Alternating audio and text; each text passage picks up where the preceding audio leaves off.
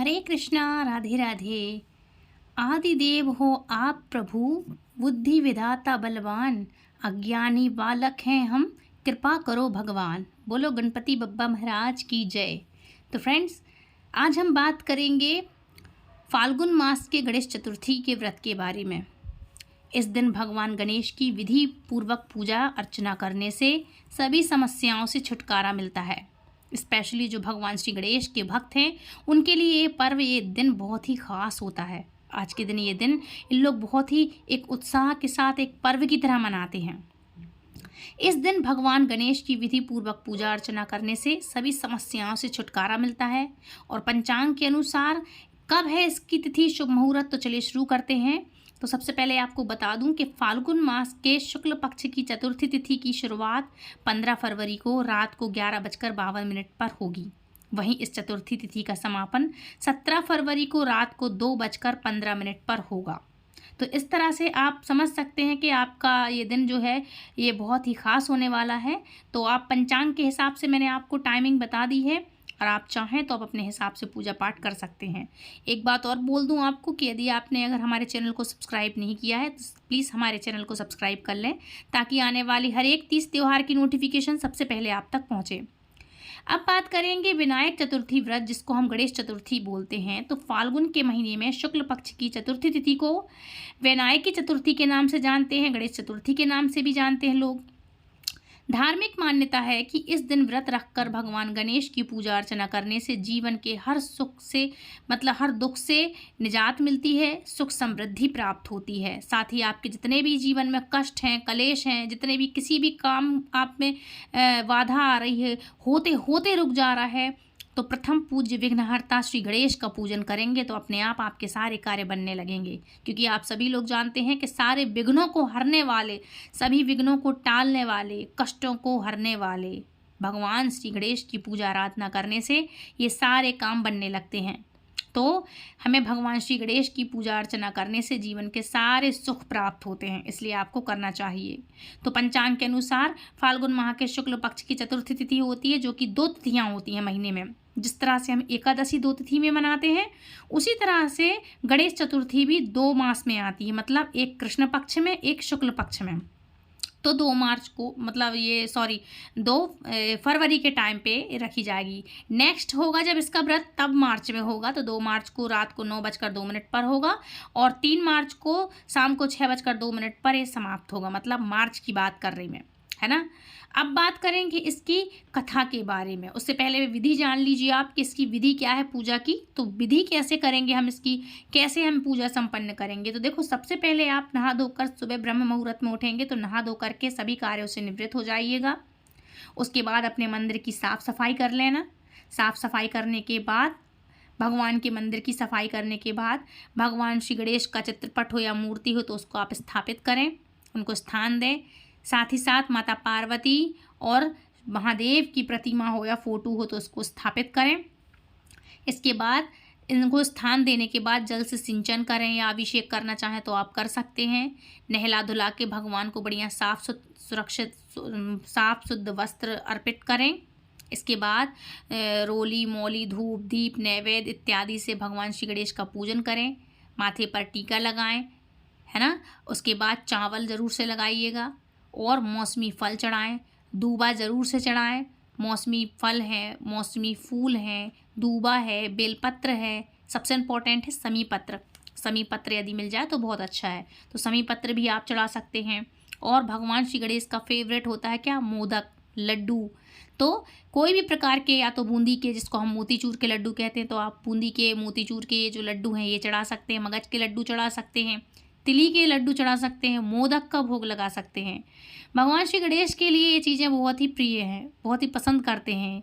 तो आप इस तरह से ये चीज़ें बनाएं और भगवान को भोग लगाएं। ध्यान रखिएगा, भगवान गणेश की पूजा में तुलसी का प्रयोग बिल्कुल भी ना करें, ये वर्जित होता है आज के दिन। तो आप आज के दिन भगवान श्री गणेश की पूजा में तुलसी रखना वर्जित है, तो तुलसी ना रखें। इनके भोग में आप या तो एक बेलपत्र रख सकते हैं, या तो समी पत्र रख सकते हैं, या दूबा का एक पत्ता आप रख सकते हैं। दूबा की माला चढ़ाएं भगवान गणेश जी को, और माता पार्वती और महादेव की भी आप पूजा करें ऐसे ही, इसी तरह से जिस तरह से आप गणेश जी की करेंगे। क्योंकि प्रथम पूज्य तो हमारे गणेश ही है ना, तो गणेश जी की करें, इसके बाद माता पार्वती और महादेव की करें, मतलब शिव परिवार की पूजन आज के दिन जरूर से करें।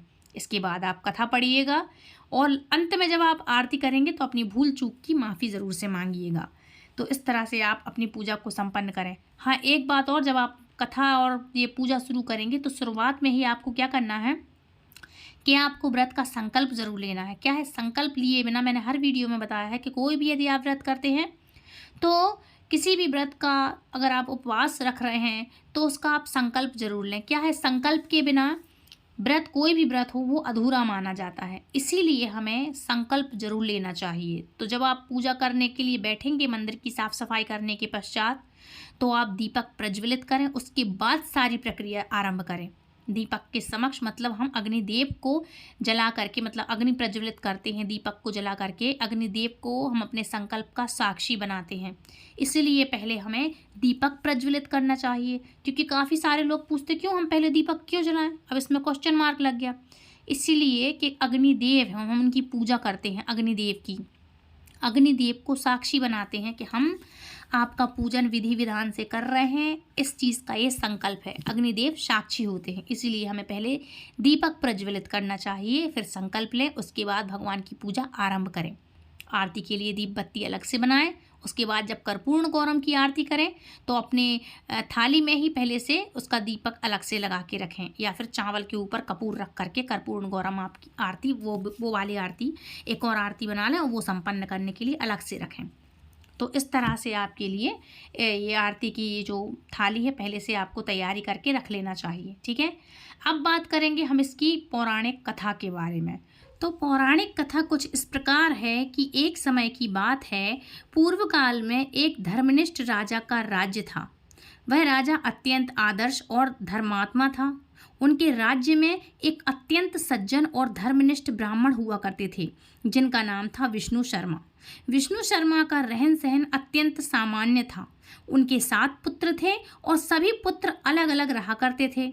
विष्णु शर्मा जी परम गणेश भक्त थे और सदैव भगवान गणेश की संकटी चतुर्थी का व्रत किया करते थे, परंतु अब वे वृद्धावस्था में पहुंच गए थे और उनसे गणेश चतुर्थी के व्रत का पालन करना कठिन हो रहा था।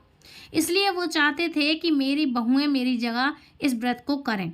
एक दिन उन्होंने सभी पुत्रों को अपने घर आमंत्रित किया और सायंकाल के समय भोजन के बाद उन्होंने अपनी सभी बहुओं से यह व्रत करने की कामना की, मतलब अपनी बहुओं से व्रत करने की कामना व्यक्त की। विष्णु शर्मा जी जो थे, उनकी कामना सुनकर के सभी बहुओं ने साफ मना कर दिया। इतना ही नहीं, उन्होंने विष्णु का घोर अपमान भी किया। केवल सबसे छोटी बहू ने उनकी बात मान ली। सबसे छोटी बहू धर्मनिष्ठ और साफ मन की थी। अपने ससुर को वो पिता का दर्जा देती थी। उसने पूजा के लिए पूजा में लगने का सारे सामान की व्यवस्था की और ससुर के साथ खुद भी व्रत रखा और भोजन नहीं किया, लेकिन अपने पिता समान ससुर को भोजन करवा दिया। आधी रात का समय था और विष्णु शर्मा जी की तबीयत अचानक से बिगड़ गई। उन्होंने दस्त और उल्टियाँ करना चालू कर दिया। छोटी बहू ने अपना कर्तव्य निभाते हुए मलमूत्र से खराब हुए ससुर जी के कपड़े साफ किए और उनके शरीर को धोया और स्वच्छ किया। वो भी पूरी रात बिना कुछ खाए पिए ससुर जी की सेवा में जगती रही। व्रत के दौरान चंद्रोदय होने पर उसने स्नान किया और पूर्ण श्रद्धा भाव से गणेश जी का पूजन और पाठ भी किया। उसने विधिवत पारण किया और इन कठिन परिस्थितियों में भी खुद का धैर्य नहीं खोया। श्री गणेश जी की पूजा और अपने पिता समान ससुर जी की सेवा पूर्ण श्रद्धा भाव से वह करती रही। छोटी बहू की इस निस्वार्थ सेवा और व्रत उपासना से भगवान श्री गणेश उस पर प्रसन्न हुए और ससुर और छोटी बहू दोनों पर अपनी कृपा की। अगले दिन ससुर जी का बिगड़ा हुआ स्वास्थ्य भी ठीक होने लगा और व्रत के पुण्य फल से छोटी बहू का घर धन धान्य से भर गया। छोटी बहू की स्थिति को देखकर अन्य बहुएं भी इस व्रत के प्रभाव से प्रभावित हुई और